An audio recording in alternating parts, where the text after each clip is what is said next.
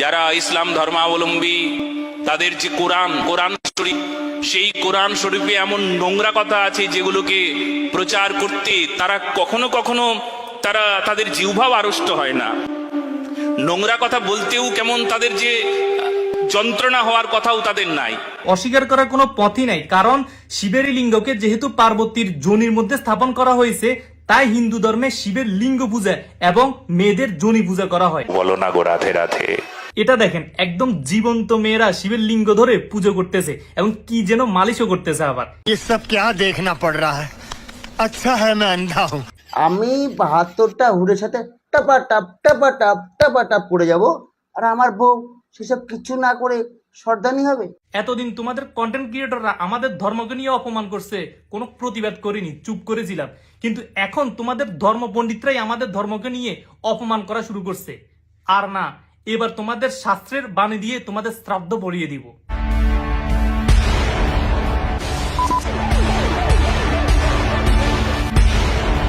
আল্লাহর কোনো রূপ নাই। হ্যাঁ দেখো দেখো, রূপ থাকবে কি করে? রূপ নিতে সামর্থ্য দরকার, তো ও সামর্থ্য একমাত্র ভগবানের আছে, অন্য কারোর নাই। তো এটা কিন্তু আমরা বিশ্বাস করি যে তাদের ভগবানের মতো সামর্থ্য কিন্তু অন্য কারো নাই। কারণ ভগবান শ্রীকৃষ্ণ যখন মারা যায় তখন তার 16,100 জন স্ত্রীকে দস্যুরা অপহরণ করে নিয়ে যায়। ও বলো না গো রাধে রাধে। তারপর তাদেরকে সমুদ্র তীরে নিয়ে গিয়ে প্রত্যেককে সম্ভোগ করে, মানে ধর্ষণ করা হয়। তো এটা বলা হচ্ছে মৎস্য পুরাণ অধ্যায় 70 এবং শ্লোক নাম্বার 12 থেকে 15, পঞ্চানন তর্করত্নের অনুবাদ এবং নবভারত পাবলিকেশন থেকে পাবলিশ করা হয়েছে। এটা শ্লোক নাম্বার সহকারে দিয়ে দিছে। আপনারা বিশ্বাস না করলে আপনাদের ভগবান কি সম্পর্কে কি এই কথাগুলো বলা হয়েছে কিনা আপনারা চেক করে নেবেন, একটু দেখে নেবেন, মিলিয়ে নেবেন। এবং আপনারা দেখেন, এখানে আমি ছোট্ট করে লাস্টে একটু মার্ক করে দিচ্ছি। চোরগণ অর্জুনেন্ঠায় বীরকেও জয় করিয়ে কৃষ্ণ কামিনীগণকে হরণ করিয়ে লইবে। মানে হলো অর্জুনকে যুদ্ধে হারানোর পরে তারা কৃষ্ণ কামিনী, কৃষ্ণের স্ত্রীদেরকে মানে অপহরণ করে নিয়ে যায়।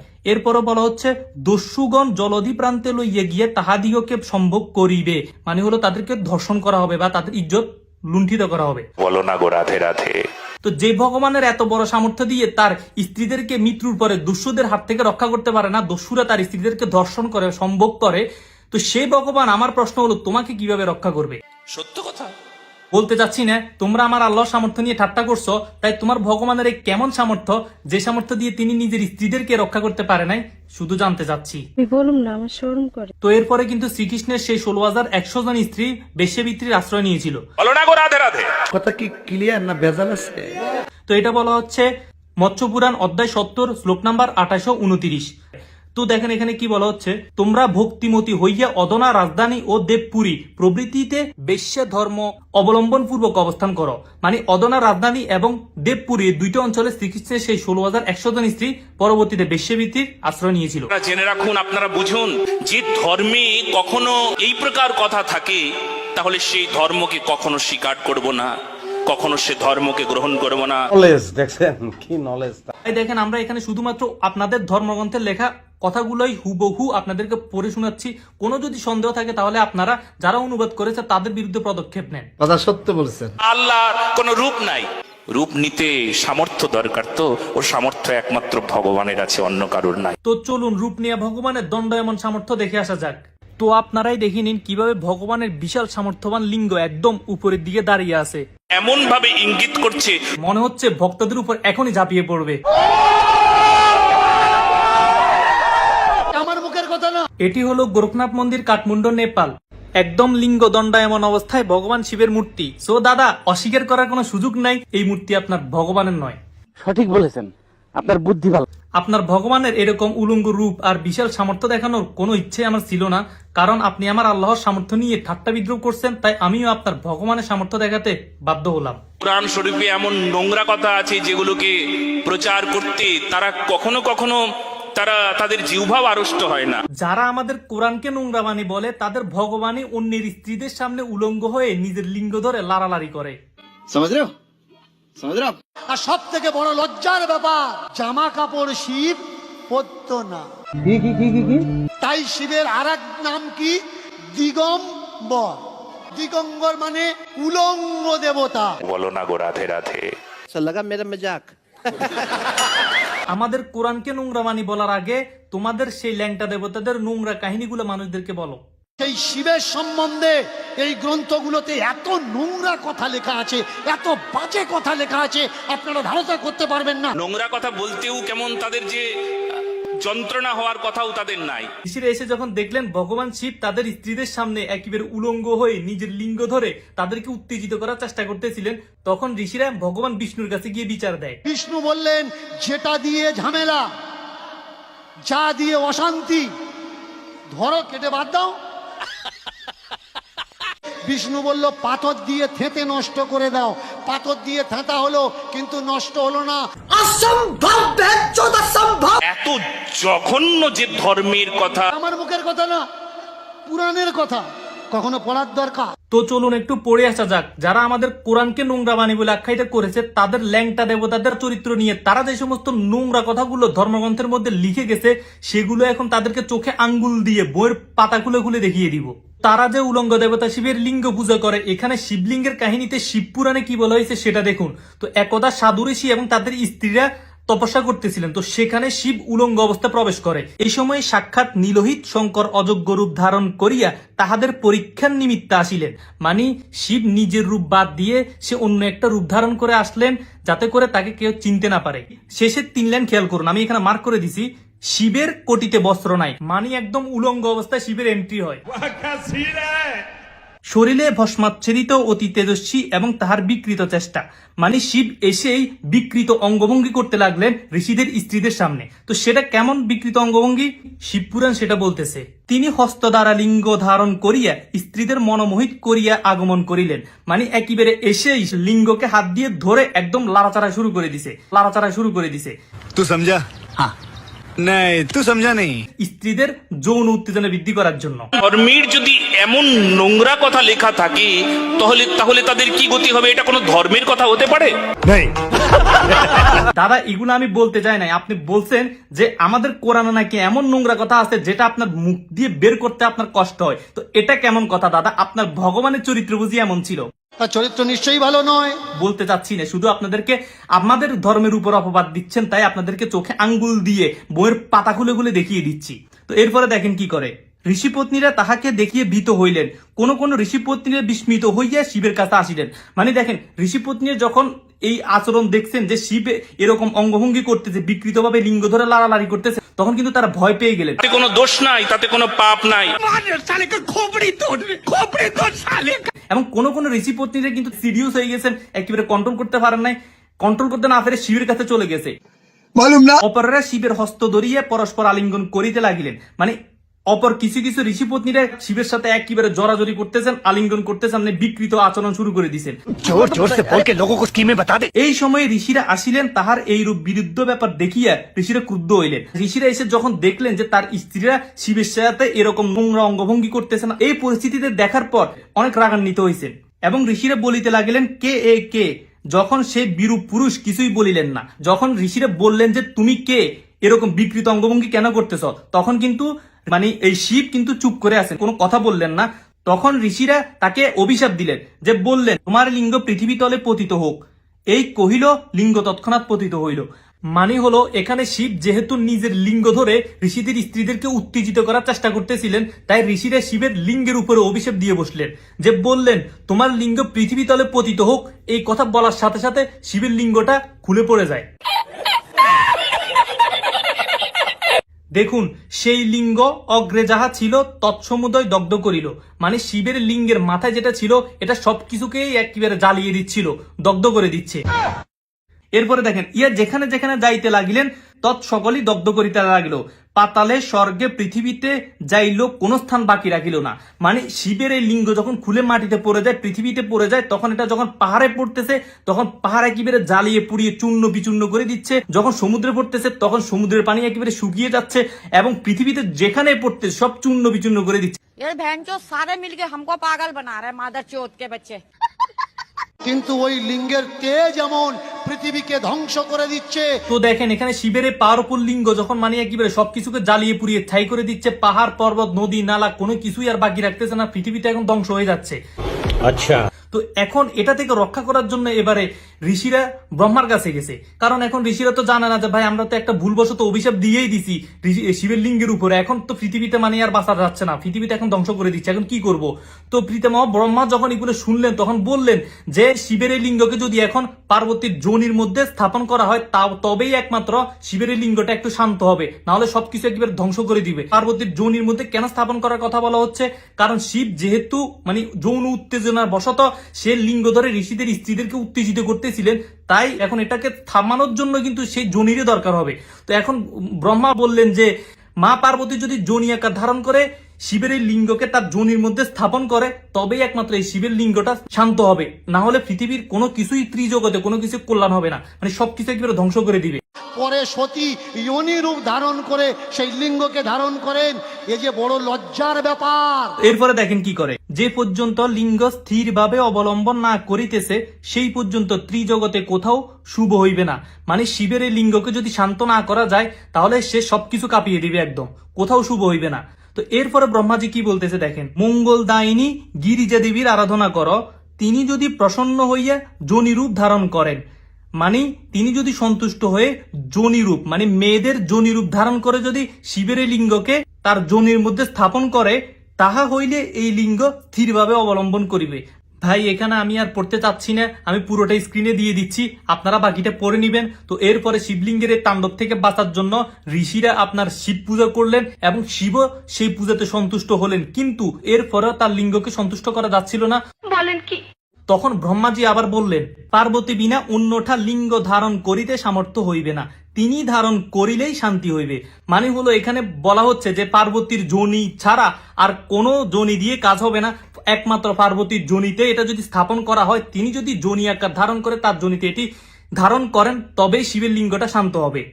এরপরে দেখেন, পার্বতী তাহা পূর্ণ করিলেন, দেব ঋষিরা পূর্বোক্ত বিধি দ্বারা যথাবিধি মন্ত্রে উত্তম লিঙ্গ স্থাপন করিলেন। মানে হলো এরপরে একেবারে মন্ত্রতন্ত্র পরে ঋষিরা শিবের এই লিঙ্গকে পার্বতীর যোনির মধ্যে স্থাপন করে। ভাই বড় লজ্জার ব্যাপার, হে ভগবান বিষ্ণু, এই লজ্জা পৃথিবীতে লুকাবো কি করে? বলল বেলপাতা দাও, দিয়ে ঢাকা দাও। এই লজ্জা মানুষের দেখার দরকার নেই। নিঃসন্দেহে তুই ঠিক কথা বলেছিস। শিবলিঙ্গের মাথায় বেলপাতা কেন দেওয়া হয়? যাতে এই লজ্জা ঢাকা থাকে। কথা কি ক্লিয়ার না ভেজাল আছে? কিন্তু আমার সমাজের মা বোনেদের কোনো লজ্জা নেই, রাত্রে না খেয়ে থেকে 4 টাইম গিয়ে জল ঢালছে। ভালো করে জল ঢালো, আগে জানার দরকার কোন জায়গায় জল ঢালবেন আর কোন জায়গায় ঢালবেন না। ये बड़ी अच्छी बात कही आप।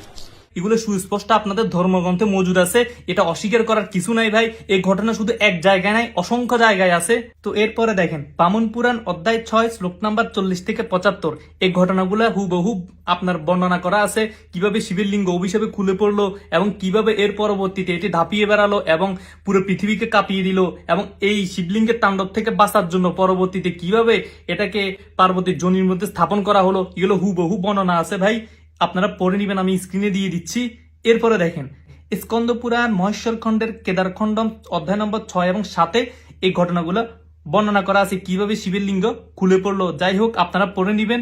এর পরবর্তীতে দেখেন, কালী প্রসন্নের মহাভারত অনুশাসন পর্ব 14 অধ্যায়েও এই ঘটনাগুলো বর্ণনা করা আছে, তবে এক এক পুরাণে এক এক ভাবে বর্ণনা করা আছে। তো এরপরে দেখেন, লিঙ্গ পুরাণ পূর্বভাগ অধ্যায় নম্বর 29 এই ঘটনাগুলো আবার ঠিক অন্যভাবে বর্ণনা করা হয়েছে। তো এক এক পুরাণে এক এক ভাবে বর্ণনা করা আছে। তবে যেহেতু শিবলিঙ্গের কাহিনী ভাই, তাই আমি শিব পুরাণ থেকে দেখিয়েছি, বাকিগুলো স্ক্রিনে দিয়ে দিচ্ছি, আপনারা পড়ে নেবেন। আপনারা আবার বলিয়েন না ভাই আপনাদের ধর্মের উপর অপবাদ দিচ্ছি, বা এটা আপনাদের ধর্মে এমন কোনো কিছু নাই। এটা বলা হচ্ছে শিব পুরাণ জ্ঞান সংহিতা অধ্যায় নম্বর 42 শ্রী পঞ্চানন তর্করত্নের অনুবাদ এবং নবভারত পাবলিকেশন থেকে প্রকাশিত করা হয়েছে। ভাই এগুলো আমরা আপনাদের শাস্ত্রের হুবহু অনুবাদ পড়তেছি, কোনো কাটছাট নাই, আমরা সুস্পষ্ট সবকিছু স্ক্রিনে দিয়ে দিচ্ছি। আপনারা আমাদের ধর্মের উপর আঙ্গুল তুলছেন, নোংরা বাণী বলছেন আমাদের পবিত্র কোরআনকে, শুধুমাত্র তাই আপনাদের এই সমস্ত অশ্লীল জিনিসগুলো আমরা দেখাচ্ছি। না হলে আমাদের দেখান, আসলে এগুলো দেখানোর মতো না, এগুলো অশ্লীল বাক্য আপনাদের শাস্ত্রের, এগুলো আপনারাও জানেন। কি আছে জানেন, আমি বলে দিচ্ছি আপনাদেরকে, দেখে নেবেন, মিলিয়ে নেবেন। অস্বীকার করার কোনো পথই নাই, কারণ শিবের লিঙ্গকে যেহেতু পার্বতীর যোনির মধ্যে স্থাপন করা হয়েছে, তাই হিন্দু ধর্মে শিবের লিঙ্গ পূজা এবং মেয়েদের যোনি পূজা করা হয়। বলো না গো রাধে রাধে। হিন্দু ধর্মে যে দাদা শুধু লিঙ্গ পূজা করা হয় শিবের, এমন না, মেয়েদের যোনি পূজাও করা হয়। একেবারে জীবন্ত মেয়েদের উলঙ্গ করে মানে লজ্জাস্থানে কি বলবো এমন বিকৃত অঙ্গভঙ্গি করে আমি নারীদের মা বোনদের সম্মানার্থে আমি আর সেই শব্দগুলো উচ্চারণ করতেছি না। মানে কি বলবো এমন শব্দ। আমি একটা ছবি দেখাচ্ছি আপনাদেরকে, দেখেন এটা হলো কামাখ্যার জনি পূজার ছবি। তো আর বাকি ছবিগুলো আসলে এখানে দেখানোর মতো না, এতটাই অশালীন এবং এতটাই কুৎসিত জীবন্ত মেয়েদেরকে একেবারে উলঙ্গ করে। তো এই সমস্ত ছবি আমি এখানে দিচ্ছি না। কি এমন নোংরামো, আহা হা হা। মা বোনদের সে সনাতনী হোক কিংবা অন্য ধর্মাবলম্বী হোক, আমাদের মায়েদের প্রতি আমাদের বোনদের প্রতি নারীর প্রতি আমাদের একটা আলাদা সম্মান আছে। সেই সম্মানার্থে আমি সেই অশ্লীল ছবিগুলা এখানে ভিডিওগুলো দেখাচ্ছি না। সত্য কথা, আপনি যদি প্রমাণ চান তবে ভিডিওটা আমি দেখাতে পারি আপনাদেরকে।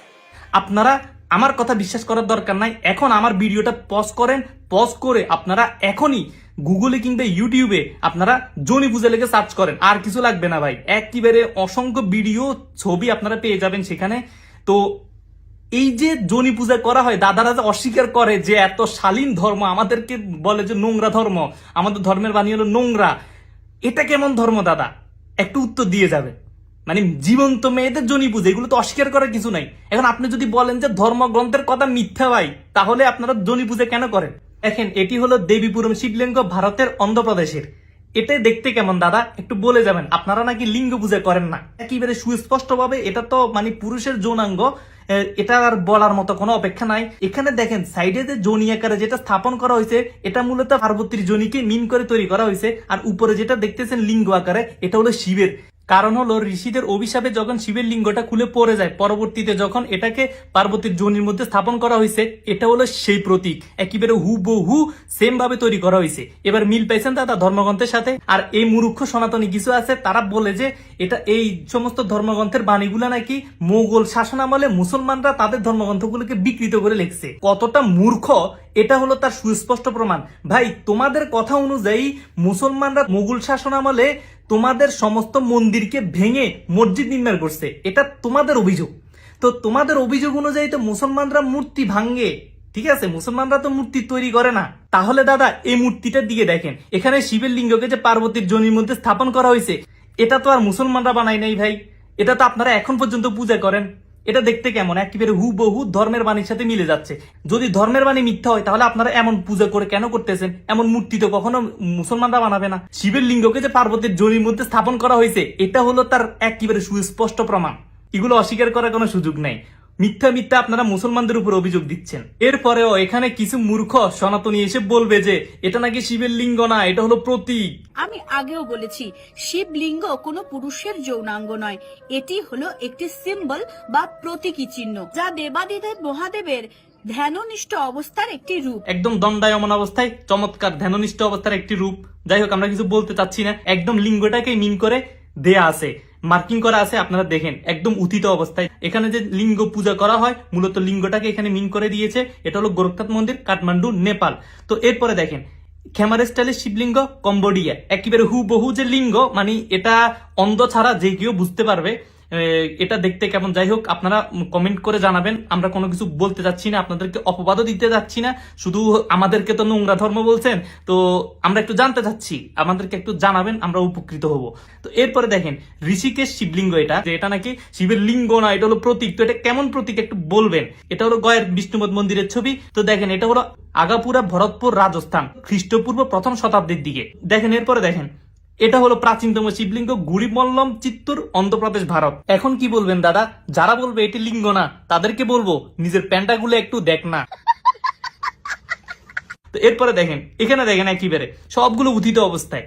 হ্যাঁ, এখানে কি বলবেন দাদা? তাই লিঙ্গটা একদম দণ্ডায়মান, মানে মূলত লিঙ্গটাকে মিন করতেছে এখানে, মূলত মূল ওই জিনিসটাকে মিন করার জন্য এই মূর্তিটা বানানো মহাদেবের, এবং শাস্ত্রের সাথে মিল আছে কিনা একটু দেখে নিবেন। এরপরে দেখেন এগুলা নাকি আপনাদের কি লিঙ্গ না, এগুলো হলো প্রতীক। তো যদি প্রতীকই হয় তাহলে দেখেন মাঝখানেরটা কি? হ্যাঁ, লিঙ্গ না। আমরা তো লিঙ্গ যদি না হয় তাহলে কিসের প্রতীক আপনি বলবেন? এটা কি রকেটের প্রতীক? বলতে চাচ্ছি না, উত্তর দিয়ে যাবেন, কারণ আমাদের ধর্মের উপর আঙ্গুল তুলছেন। আমাদের ধর্ম তো অনেক নোংরা। আচ্ছা ঠিক আছে, আমাদের ধর্ম নোংরা আমার, কিন্তু এখন উত্তর দিয়ে যাবেন। সনাতনী দাদা দিদিরা একটু কমেন্ট করে জানাবেন। এটা দেখেন একদম জীবন্ত মেয়েরা শিবের লিঙ্গ ধরে পুজো করতেছে এবং কি যেন মালিশও করতেছে আবার। ये सब क्या देखना पड़ रहा है? अच्छा है मैं अंधा हूँ। এখন কি বলবেন দাদা, এটা কি আসলে কি আপনারা লিঙ্গ পূজা করেন নাকি করেন না? এটা হলো তার সুস্পষ্ট ভাবে প্রমাণ। আসলে কিছু মূর্খ সনাতনীরাই অস্বীকার করে যে এটা নাকি শিবের লিঙ্গ ছিল না। এটা আমি বলতেছি না, ইসকনের পণ্ডিত প্রভুপাদ নিজেই স্বীকার করছেন এটা শিবের লিঙ্গই ছিল এবং হিন্দু ধর্মে শিবের লিঙ্গেরই পূজা করা হয়। শিবের লিঙ্গ শুভ, তো পদ্মাবতী মাতাজি বলছেন না না এটা লিঙ্গই ছিল না, এটা নাকি একটা জ্যোতি। আমরা সেটা বলি না, আমরা ইসকনের ভক্তরা ডাইরেক্ট। এখন কি বলবেন দাদা, ইসকনের ভক্তরা একদম ডাইরেক্ট বলে আপনারা শিবের লিঙ্গেরই পূজা করেন। মুসলমানরা আপনাদের ধর্মগ্রন্থের মধ্যে কোনো ইচিং বিচিং কাহিনী ভাই ঢুকাই নাই। এইসব লিঙ্গ পূজা আর এইসব তো নোংরা কথাবার্তা কাহিনীগুলো আপনাদের নিজেদের কাছেই ভাই খারাপ লাগে। এগুলো আসলে পড়তে এবং বলতে গিয়ে আপনাদের নিজেদেরই লজ্জা লাগে। এই জন্য মুসলমানদের উপরে ভাই দোষ চাপাচ্ছেন আপনারা। আরেকটা কথা এখানে আমি বলতে চাচ্ছি, কোন সনাতনী দাদা দিদিদের মনে কষ্ট দেওয়ার জন্য এই ভিডিওটি আমি বানাই নাই, কারণ আপনাদের কন্টেন্ট ক্রিয়েটররা এত নোংরা ভাষায় আমাদের ইসলামকে অবমাননা করছে। ছেলেরা যদি হুড় নিয়ে মস্তি করতে পারি, তাহলে তারা কি তাদের ছাদা সেলাই করে বসে থাকবে? আমরা কখন এগুলোর প্রতিবাদ করি নাই, কারণ একজন সনাতনীকে দিয়ে আমি পুরো সনাতন ধর্মকে মানুষদেরকে যাচাই করতে পারবো না। কিন্তু এখন আপনাদের ধর্ম পণ্ডিতরা ইসলামকে অবমাননা শুরু করছে, তাই মূলত কাউন্টারটা দেয়া। কারণ আমার নিজেরও অনেক হিন্দু বন্ধু আছে যারা অনেক ভালো, এবং প্রকৃতপক্ষে আমার অনেক মুসলমান বন্ধু চাইতে ভাই হিন্দু বন্ধুর সাথে আমি অনেক বেশি মিশি। কারো ধর্মীয় অনুভূতিতে আঘাত দেয়া আমার মূল উদ্দেশ্য ছিল না। এরপর আমি ক্ষমা প্রার্থী, ভিডিওটা আমি ডিলিট করে দিব। কিন্তু এই যে ধর্মপণ্ডিত আমাদের ধর্মকে নোংরা বাণী বলছে, পবিত্র কোরআনকে, আমার আল্লাহকে যথেষ্ট অকথ্য ভাষায় কথা বলছে, তিনি যদি একবার ক্ষমা চেয়ে বলেন আমার ভুল হচ্ছে, আমি এই ভিডিওটি ডিলিট করে দিব। আর যদি ক্ষমা না চায়, তাহলে এই দুই পাশে দুইটা রকেট দেখতেছেন না, এগুলো একটা একটা করে মহাকাশে উৎক্ষেপণ করব। তখন কিন্তু ভাই সামলাতে পারবা না। তো আল্লাহ হাফেজ, আসসালামু আলাইকুম ওয়া রাহমাতুল্লাহ।